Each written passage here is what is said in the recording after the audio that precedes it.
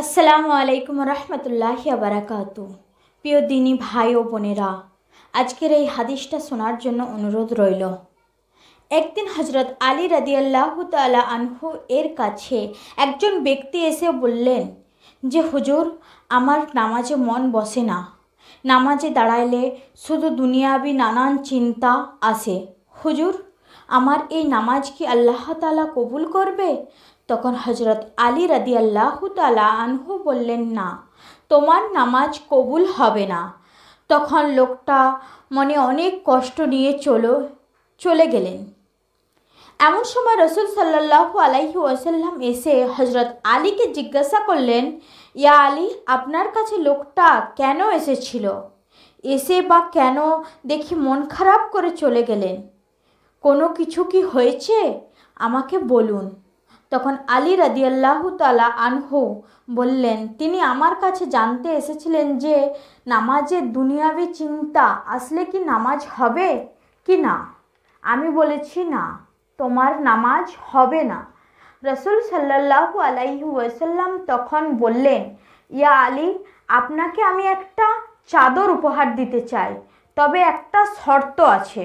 আলী রাদিয়াল্লাহু তাআলা আনহু তখন খুশি হয়ে বললেন, ইয়া রাসূলুল্লাহ, কি শর্ত বলুন, আমি আপনার সকল শর্ত মেনে নেব। বুঝতেই তো পারছেন রাসূল সাল্লাল্লাহু আলাইহি ওয়াসাল্লামের চাদর বলে কথা। তখন রাসূল সাল্লাল্লাহু আলাইহি ওয়াসাল্লাম বললেন, ইয়া আলী, আপনি যদি এই মুহূর্তে 2 রাকাত নামাজ একনিষ্ঠভাবে পড়তে পারেন দুনিয়াবি সকল চিন্তা দূর করে, তাহলে আমি আপনাকে সেই চাদরটা উপহার দেব। আলী রাদিয়াল্লাহু তাআলা আনহু বললেন, এটা তো সাধারণ ব্যাপার। তখন আলী রাদিয়াল্লাহু তাআলা আনহু নামাজে দাঁড়িয়ে গেলেন আর তিনি নামাজ পড়তে শুরু করলেন।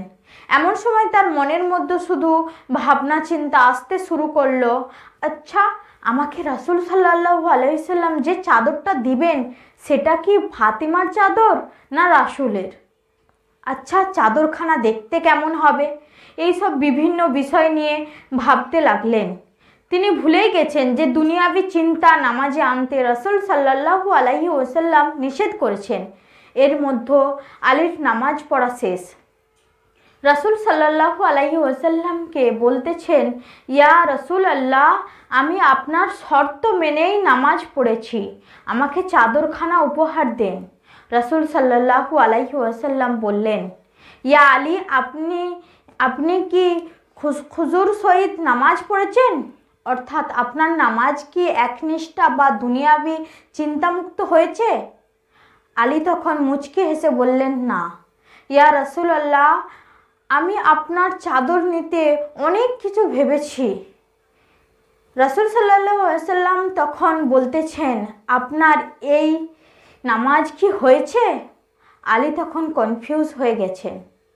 রাসূল সাল্লাল্লাহু আলাইহি ওয়াসাল্লাম বললেন, নামাজ তোমারও হয়েছে, আর তুমি যাকে নামাজ হবে না বলে ফতোয়া দিয়েছো তারও নামাজ আল্লাহ তাআলা কবুল করে নিয়েছেন। শোনো আলী,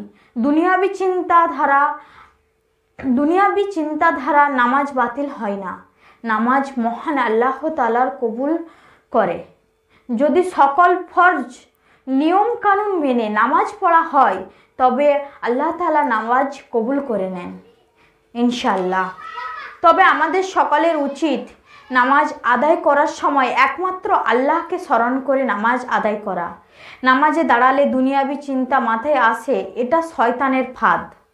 আল্লাহ আমাদের সকলকে শয়তানের কুমন্ত্রণা থেকে হেফাজতে রাখুন এবং সঠিকভাবে মনোযোগের সাথে নামাজ আদায় করার তৌফিক দান করেন।